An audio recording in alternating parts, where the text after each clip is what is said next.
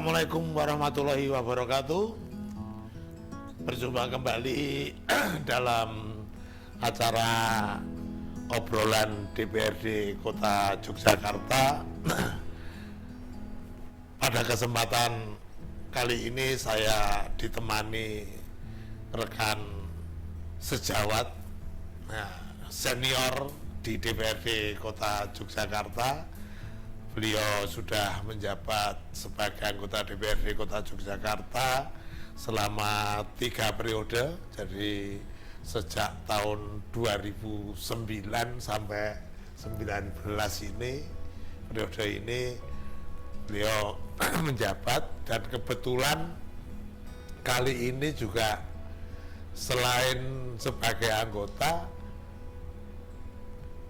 rekan saya ini juga sebagai pimpinan Pamperda Kota Yogyakarta, DPRD Kota Yogyakarta. Beliau adalah Bapak Immanuel Ardi Prasetyo. Selamat sore, Mas Pras. Sore, Pak Ketua. Biasa dipanggil Mas Pras. Nah, gimana kabarnya? Baik, sehat, Pak Ketua. Oh, Yang baik. Sehat ya? Siap. Ya. Oke, pada kesempatan kali ini kita akan mengevaluasi terkait kinerja DPRD selama 1 tahun di sisa akhir masa jabatan periode 2019-2024, karena 2024 besok hanya 1 semester, kebagian 1 semester.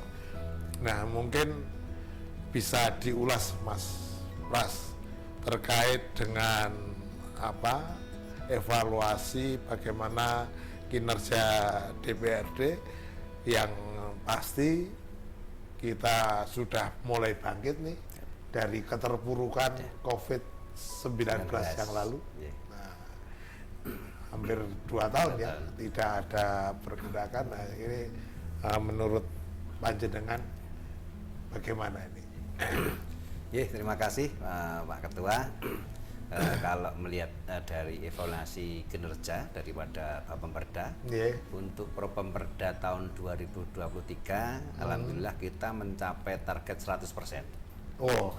Sehingga dari sesuai dengan Permendagri tahun 2018 nomor 180, sebenarnya kita ada istilahnya ada bonus penambahan 25%. Tetapi melihat situasi maupun agenda dari DPRD di tahun ini, di tahun 2024, sehingga kita tetap hanya mengambil 14 untuk Propemperda tahun 2024. Kalau untuk tahun 2023 kemarin, capaian kita 100% dengan menyelesaikan 13, karena kemarin ada dua yang kita drop itu, sehingga diganti dengan Propem yang baru, dengan Raperda yang baru, itu pun bisa kita selesaikan.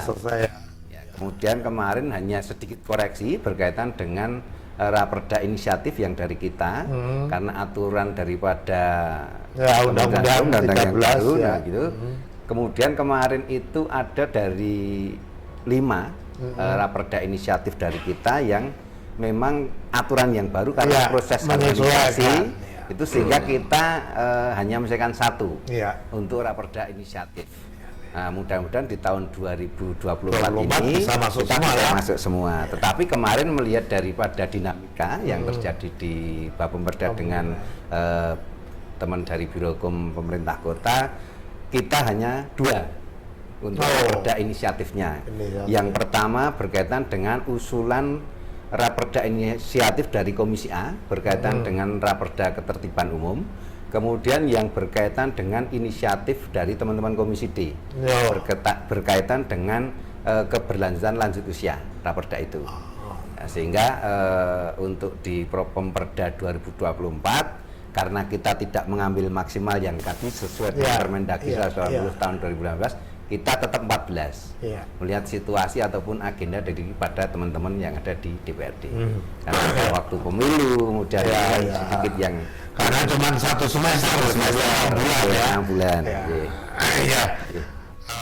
Baik. Itu dari kinerja sementara ini ada beberapa yang menurut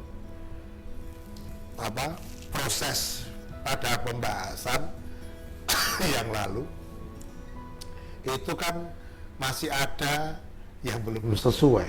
Nah, belum sesuainya dinamikanya gimana itu, Mas? Pras. Yang untuk Raperda terkait beberapa tahun yang lalu, seperti contoh ada Raperda PBG. Itu dalam implementasinya kan masih banyak kesulitan. Itu bagaimana menurut tinjauan dari teman-teman Bapemperda? Kemarin memang ada beberapa Raperda itu yang bentuknya penyesuaian dengan adanya berlakunya Undang-Undang Cipta Kerja, sehingga ada beberapa yang memang kemarin itu sebenarnya menjadi dinamika, walaupun non sewu dalam hal untuk penerapan di lapangan itu kadang-kadang kita juga masih banyak kendala lah. Contohnya seperti di dalam hal satu untuk misalnya untuk PBG tadi itu memang prosesnya panjang, kemudian itu memang butuh detail, artinya detail dari beberapa kajian ataupun dari beberapa dokumen yang menyertai, misalnya kayak kemarin ada ini perubahan di tahun 2024 ini untuk lingkungan hidup, misalnya itu, kemudian untuk masalah Raperda limbah itu kan juga masuk di dalam Properda tahun 2024, sehingga ini menjadi suatu tahapan yang memang kita berupaya untuk supaya tadi dengan adanya penyesuaian Undang-Undang Cipta Kerja ini semuanya bisa terakomodir. Itu Pak Ketua. Saya jadi ingat ada, ini kan kita bahas tentang lingkungan ya. Kemarin ini sudah masuk belum ke Promemperda apa sudah dibahas? Kalau untuk lingkungan hidup sudah untuk di tahun 2023. Sudah selesai. Kemudian di tahun 2024 ini justru ada salah satu Raperda berkaitan dengan pengelolaan sampah. Ini yang menurut kita lebih menarik untuk kita masukkan dalam Properda 2024 dengan kondisi seperti sekarang ini. Kota Yogyakarta yang sekarang ini lagi marah, terdampak betul pengelolaan sampah. Karena memang kemarin dari teman-teman daerah memang yang paling kita sebenarnya kita kan ingin merubah mindset ataupun perilaku dari masyarakat di dalam hal pengelolaan sampah, sehingga memang betul yang disampaikan oleh teman-teman daerah kemarin bahwa pengelolaan sampah ini memang harus dimulai sejak dari rumah. Artinya pemisahan antara organik dan anorganik. Karena memang yang anorganik ini memang tidak gampang untuk diurai oleh alam, sehingga memang untuk menjaga kelestarian alam itu sehingga kita kemarin sempat berdiskusi untuk merubah yang namanya pengolahan sampah, Raperda untuk pengolahan. Nah, ini ada yang mungkin sempat tidak kemarin pada waktu membahas tentang lingkungan hidup. Ini yang perlu kita soroti.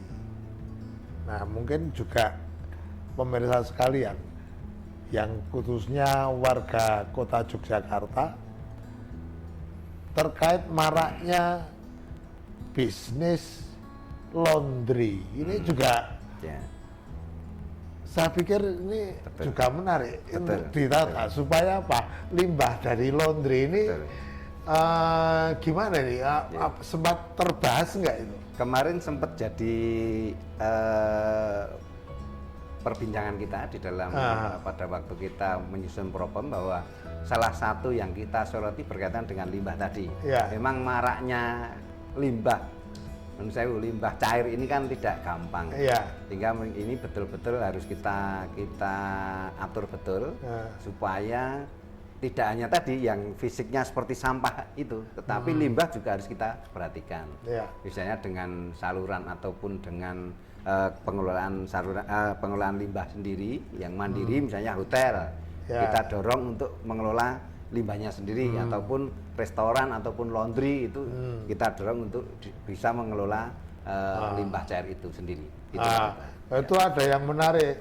Kemarin ditemukan kayak sumur minyak di wilayah Tugu. Nah, ini ternyata itu limbah minyak dari beberapa restoran yang sudah menimbun. Nah, ini kan perlu ditata. Saya pikir bagaimana untuk pengkritisan itu, apakah perlu nanti membuat perda ulang terkait pengolahan? Jadi memang di tahun 2024 ini memang salah satunya itu Pak Ketua, di dalam raperda untuk pengolahan limbah tadi. Nah, memang kemarin yang seperti kejadian di Tugu itu sebenarnya mohon maaf itu memang kesalahan dari pihak restoran. Karena sebenarnya limbah yang harusnya itu dibuang di saluran limbah, tetapi ternyata juga masuk di dalam saluran air hujan, sehingga itu luber. Sehingga itu memang betul-betul ke depan itu memang harus diatur betul bahwa yang namanya pengelolaan limbah itu harus dikelola oleh masing-masing. Artinya restoran ya harus ngelola sendiri, kemudian hotel juga harus ngelola sendiri. Itu berapa besar terus dibutuhkan? Kalau misalkan setiap restoran yang ada di Kota Jogja ini wajib mengolah limbahnya sebelum dibuang ini. Jadi memang salah satu permohonan PBG tadi, salah satunya adalah dokumen tentang lingkungan hidup. Sehingga di dalam raperda ini harapan kita supaya yang namanya limbah itu betul-betul bisa ditekan di situ. Artinya persyaratan daripada pengurusan PBG sampai kepada kepada perizinan yang lain itu memang yang namanya pengelolaan limbah ini betul-betul supaya tadi betul-betul difokuskan, artinya kajian ataupun pelaksanaan daripada limbah yang dihasilkan oleh mereka itu betul-betul bisa dikelola, entah itu lewat dengan pembuatan septic tank ataupun pengolahan secara mandiri mereka. Ini memang betul yang harus kita atur di situ. Kenapa saya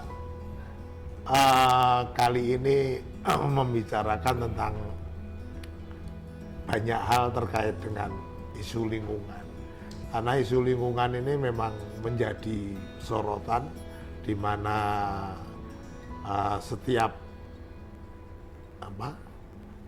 daerah itu mempunyai kewajiban untuk mengelola bagaimana agar lingkungan hidup di wilayahnya bisa mulai tertata. Nah, dan ini semua tadi sudah kita eksplor bagaimana ternyata di Jogja ini marak ada pembuangan limbah cair yang belum terkontrol. Nah, ini saya kira menjadi PR. Mas Pras orang jago meneh. PR juga malah sesuk ditinggal itu. Ya moga-moga lah istirahatnya nggak terlalu lama. Jadi nanti masih bisa mengejar ketertinggalan. Moga-moga juga teman-teman nanti